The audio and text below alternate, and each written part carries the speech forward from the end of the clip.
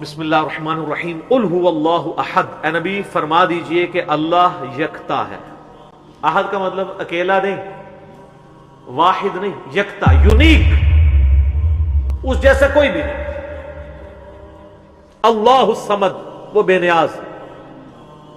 یہ تو ہم اس کا بالمفہوم ترجمہ کرتے ہیں، اصل اس کا ترجمہ یہ کہ سب کا پشت پناہ وہ ہے، سب کے پیچھے وہ ہے، سب کا سہارا وہ ہے، اس کا سہارا کوئی نہیں ہے۔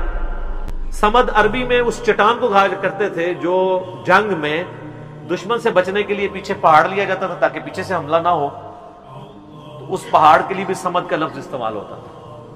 اللہ الصمد، اللہ بے نیاز، لم یلد ولم یولد، نہ اس نے کسی کو جنا اور نہ وہ کسی سے جنا گیا، یعنی اس کا بھی کوئی باپ نہیں ہے اور نہ وہ خود کسی کا باپ ہے۔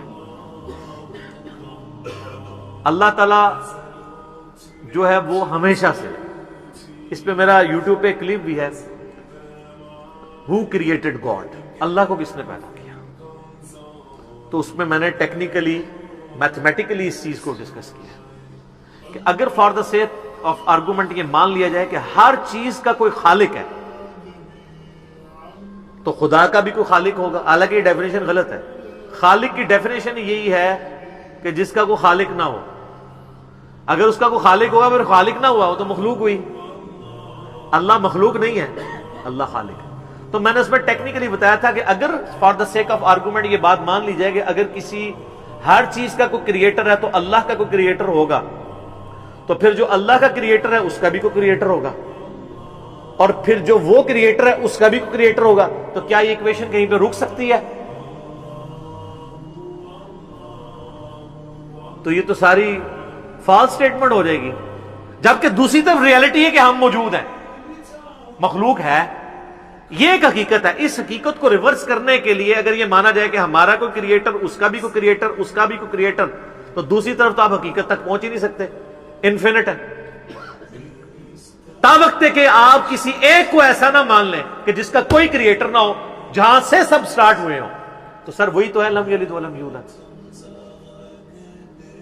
میتھمیٹیکلی یہ سٹیٹمنٹ اسی وقت درست ہوگی جب کسی ایک کو ایسا ماننا پڑے کہ اس کا ورنہ تو یہ شروع رکے گی نہیں۔ اسی لیے بخاری میں حدیث ہے کہ شیطان تو میں آ کے کہتا ہے کہ پہاڑوں کو کس نے پیدا کیا؟ تم کہتے ہو اللہ نے۔ وہ کہتا ہے درختوں کو کس نے پیدا کیا؟ تم کہتے ہو اللہ نے۔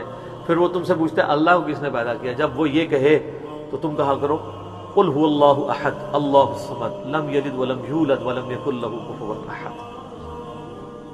وہ ٹیکنیکلی اسپیکنگ وہی بات کی ہے کہ اس کا تو کریٹر ہو نہیں سکتا، میتھمیٹیکلی یہ سٹیٹمنٹ رانگ ہو جائے گی۔ ولم یکن له کفوا احد، اور اللہ تعالی کی ٹکر کا کوئی بھی نہیں، کوئی اس کے برابری کا نہیں۔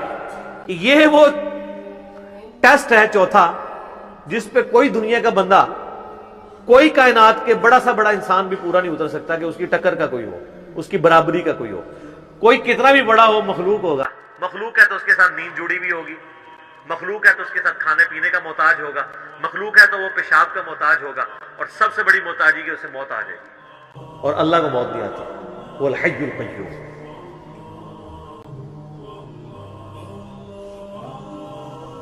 وہ خود سے زندہ ہے اور ہر چیز کو تھامنے والا ہے۔ تو یہ سورہ اخلاص یونیک سورت ہے اس اعتبار سے، اسی لیے اسے کہا جاتا ہے ٹچ سٹون آف تھیالوجی، توحید کی کسوٹی ہے کہ اللہ یکتا ہے، وہ بے نیاز ہے، سب اس پہ ڈیپینڈنٹ ہے، وہ کسی پہ ڈیپینڈنٹ نہیں، اور نہ وہ کسی سے جنا گیا، نہ اس نے کسی کو جنا، اور اس کے ٹکر کا، اس کی ہمسری کا کوئی نہیں۔ اللہ اکبر۔ سورہ اخلاص پہ گھنٹوں بولا جا سکتا ہے، لیکن آپ وہ مسئلہ نمبر 112C دیکھ